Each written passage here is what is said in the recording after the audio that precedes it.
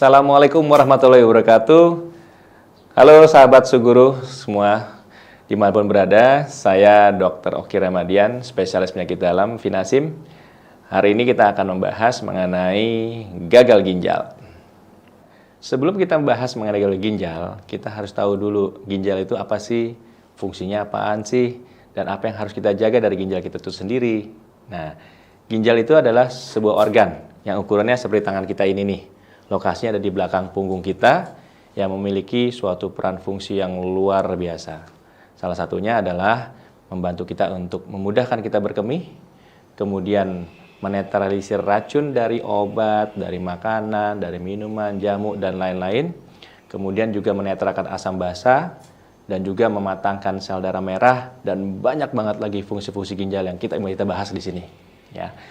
Jadi karena begitu banyak fungsinya, kita harus jaga sebaik-baiknya.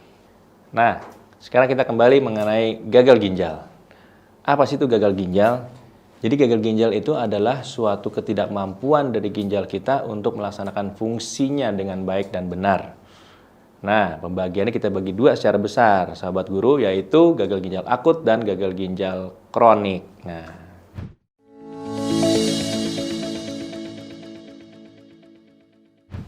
Sobat Seguru, akhir-akhir ini kita mendengar sebuah berita perihal gagal ginjal akut yang terjadi pada anak-anak.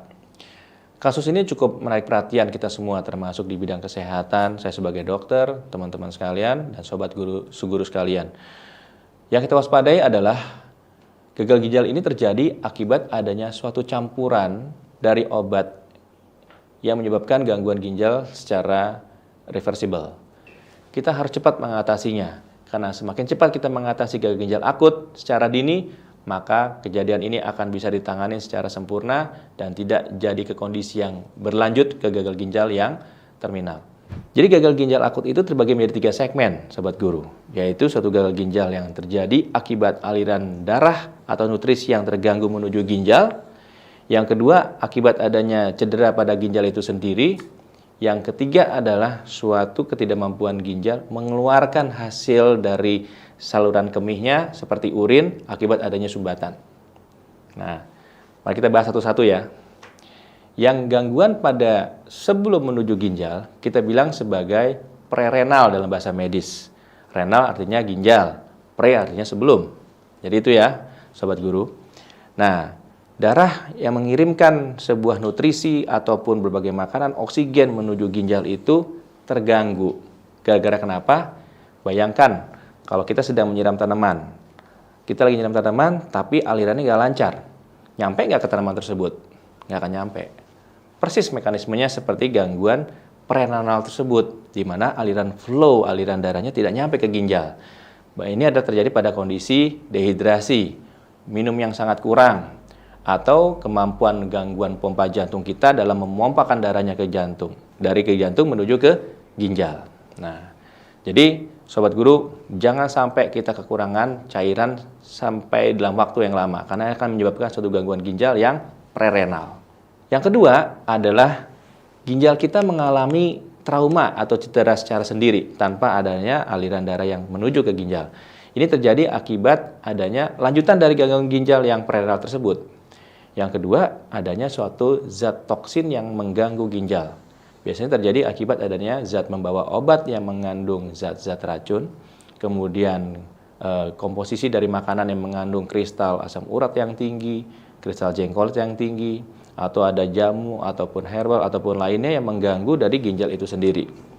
Ini seringkali terjadi akibat adanya penggunaan dosis obat yang tidak sesuai, di mana waktunya sangat lama atau penggunaan zat-zat lain yang tidak sesuai. Yang ketiga adalah gangguan ginjal akut akibat adanya sumbatan di ujung keluaran dari ginjal tersebut. Ini sering terjadi pada gangguan batu ginjal. Bayangkan, kalau misalkan Sobat Guru lagi punya keran, tapi kerannya Anda tutup pakai tangan Anda sendiri, maka aliran pipis kita yang harusnya keluar masuk ke dalam lagi. Nah, ini membuat ginjal kita menjadi menggembung. Ini akibat adanya sumbatan. Pada laki-laki, hati-hati, batu ginjal, prostat, kemudian ada juga komponen gara-gara adanya tumor atau kanker atau malignansi yang menekan saluran keluaran dari ginjal. Tiga inilah yang perlu kita waspadai, Sobat Guru. Prerenal, intrarenal, dan postrenal. Sobat Guru, kita harus tahu apa sih yang kita rasakan pada gagal ginjal akut itu sendiri. Satu, paling sederhana adalah lihat pipis kita warna apa. Kalau pipis kita berwarna coklat, keruh, waspada. Itu gejala awal dari gagal ginjal akut. Kedua, kita merasa dehidrasi nggak? Lidah kita kering, bibir kita kering, dan juga dirasakan ada suatu nyeri pinggang yang tidak nyaman, yang sifatnya hilang timbul. Kemudian ada gejala lain adalah rasa yang lemas luar biasa, rasa mengantuk, kemudian pipis kita nggak begitu lancar, sedikit-sedikit dan nyeri. Ini adalah gejala awal yang kita rasakan pada gagal ginjal akut. Jangan abaikan, karena kalau kita abaikan ini akan melanjut ke kondisi yang kurang baik sehingga bisa menyebabkan suatu kondisi gagal ginjal yang kronik. Jadi ada kaitannya antara gagal ginjal akut dan gagal ginjal kronik yang kita bahas nanti. Sobat Guru, kalau merasakan gejala-gejala seperti tadi, segera periksakanlah ke dokter. Karena dokter akan melakukan pemeriksaan lanjutan. Satu, dokter itu akan pasti bertanya, jumlah minumnya berapa banyak, jumlah frekuensi pipisnya, kemudian jumlah warna kualitas urin yang keluar. Selanjutnya itu dokter akan melanjutkan pemeriksaan lanjutan. Yang paling sering adalah pemeriksaan fungsi ginjal dari darah ataupun dari urin. Sobat Guru pernah dengar kata-kata urium dan kreatinin? Itu adalah pemeriksaan darah yang acap kali dokter minta kalau Sobat Guru mengalami keluhan-keluhan seperti di atas tadi. Karena dokter akan mengetahui dengan urium dan kreatinin, dokter bisa mengetahui, mengaku rumus untuk mengetahui fungsi ginjal kita.